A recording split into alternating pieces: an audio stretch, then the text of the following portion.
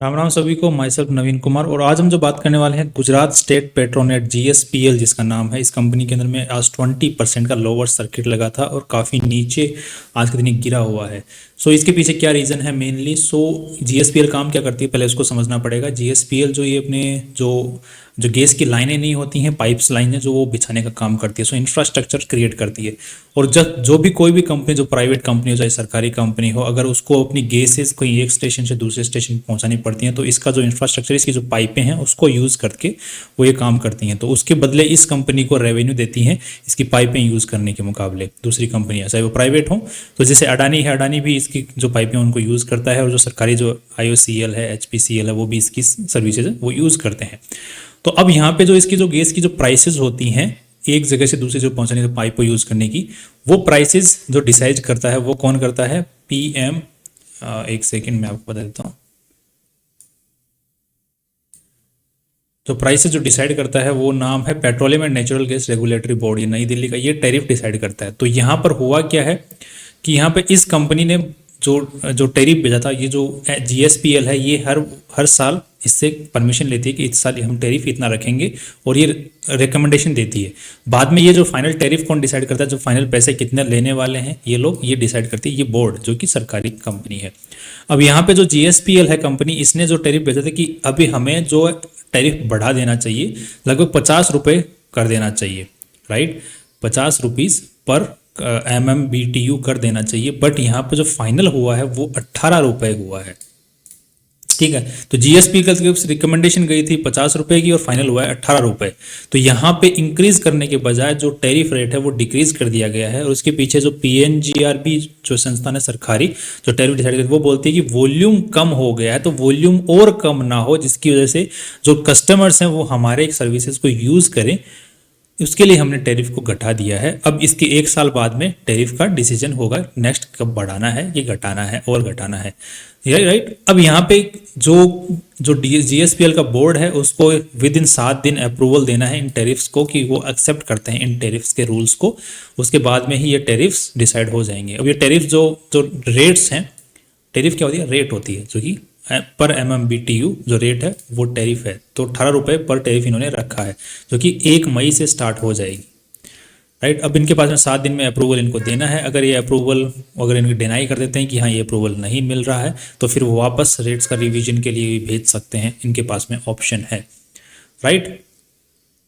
तो अब ये जो आज अगर ये 18 रुपये पे रह जाता है, तो यहाँ पर GSPL की अगर हम बात करते हैं, तो जो कि आज के दिन जो इसका रेवेन्यू है, सालाना रेवेन्यू, वो लगभग लगभग मार्च में 18,000 करोड़ रुपए के आसपास में रेवेन्यू था। मतलब इतना रुपया कमा रहे थे पाइपों का यूज़ करवा के दूसरे लोगों से।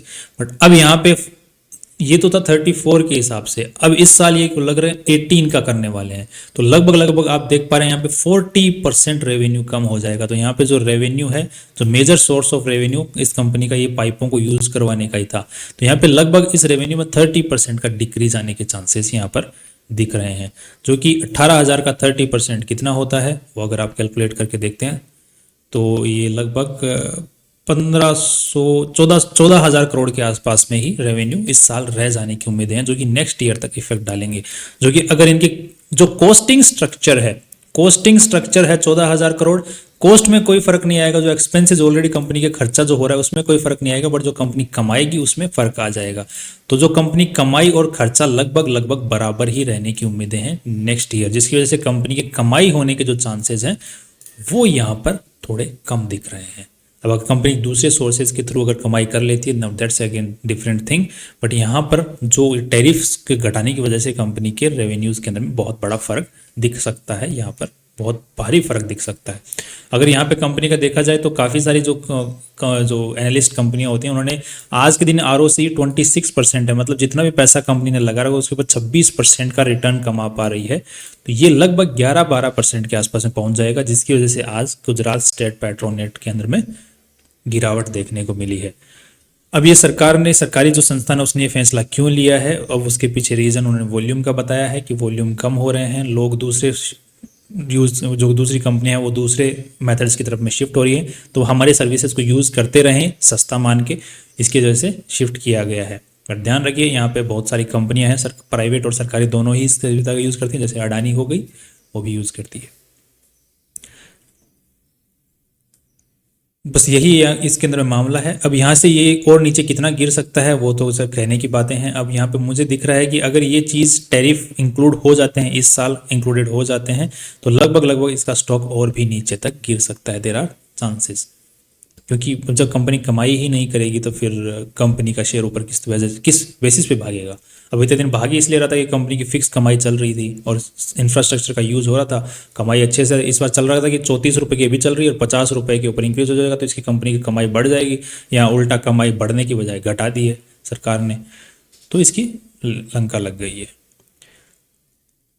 सो अभी मेरे को लग रहा है कि इसमें इन्वेस्टमेंट करना, फ्रेश इन्वेस्टमेंट करना ठीक नहीं लग रहा है मुझे किसी भी एंगल से। अब बाकी हम उस जो मीटिंग जो होने वाली है बोर्ड का अप्रूवल, उसका इंतज़ार कर सकते हैं कि वो किस तरीके से आगे का डिसीजन लेते हैं। उसका 7 दिन का वक्त इनके पास में है, GSPL के पास में है, right. So that's all from our side and see you tomorrow with new informations.